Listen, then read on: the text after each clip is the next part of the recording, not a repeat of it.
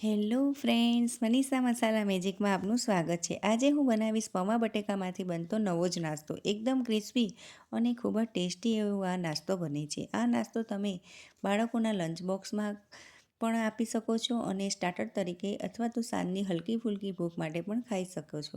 તો ચાલો અહીં આપણે શરૂ કરીએ. અહીં મેં 4 નંગ બાફેલા બટેકા, 200 ગ્રામ જેટલા ફ્રેશ બાફેલા વટાણા લીધા છે. ત્યારબાદ 100 ગ્રામ જેટલી લીલી ડુંગળી ઝીણી સુધારેલી કોથમરી, 1 ચમચી જેટલા આદુ મરચાં અધકચરા વાટેલા ને આ સફેદ પૌવાને 3થી 4 પાણીથી વોશ કરીને 5 મિનિટ સુધી થોડા પાણીમાં પલાળીને આ રીતે બરાબર ડ્રાય કરી લીધા છે. ત્યારબાદ અહીં આપણે મસાલા કરીશું. 1 ચમચી જેટલું લાલ મરચું પાવડર, અડધી ચમચીથી પણ ઓછી હળદર, અડધી ચમચી ધાણા જીરું પાવડર, સ્વાદ અનુસાર મીઠું, અડધું કાપેલું લીંબુનો રસ, અડધી ચમચીથી પણ ઓછો ગરમ મસાલો, અડધી ચમચી જેટલી ખાંડ ઉમેરીને બધું બરાબર આપણે મિક્સ કરી લઈશું.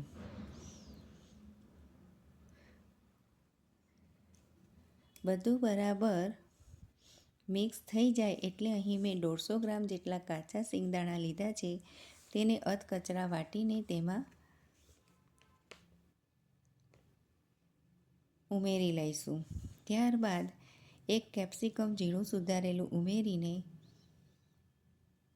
બધું બરાબર મિક્સ કરી લઈશું. અહીં તમે ગાજર, ગોબી, સૂકી ડુંગળી પણ લઈ શકો છો. આ રીતનું આપણું બેટર હોવું જોઈએ. ત્યારબાદ આ રીતે કટલેસનું મોલ્ડ લઈ તેની અંદરની બાજુ તેલથી આપણે ગ્રીસ કરી લઈશું, જેથી આસાનીથી કટલેસ બહાર નીકળી જાય. ત્યારબાદ તૈયાર કરેલા આ મિશ્રણને ગોળ જેવો શેપ કરીને આંગળીથી બરાબર બધી જગ્યાએ ફેલાવીને મોલ્ડમાંથી આપણે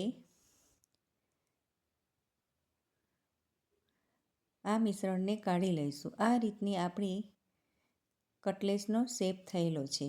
તમે અહીં કટલેસનો round shape, oval shape, square shape પણ તમે આપી શકો છો. ત્યારબાદ એક થાળીમાં આ રીતે તપકીર ફેલાવીને બનાવેલી કટલેસને આ રીતે બધી જગ્યાએથી આપણે તપકીરથી કોટ કરી લઈશું.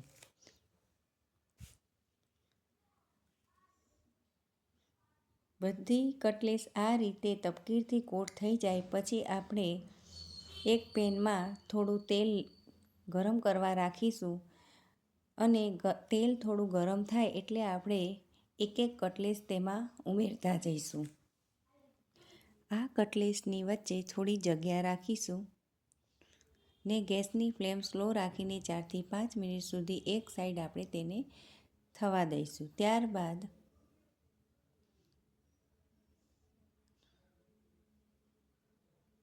5 મિનિટ પછી આ રીતે કટલેસની સાઈડ ચેન્જ કરી લઈશું. બીજી સાઈડને પણ 5 મિનિટ થાય પછી આપણે તેને બહાર કાઢી લઈશું. આ રીતનો ગોલ્ડન બ્રાઉન કલર થયેલો કટલેસનો હોવો જોઈએ. આ પૌવા બટેકાની કટલેસ ગરમ ગરમ ટમેટો કેચઅપ અને ગ્રીન ચટણી સાથે આપણે અહીં સર્વ કરી લઈશું.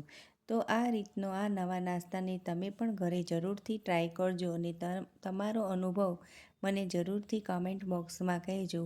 Thanks for watching.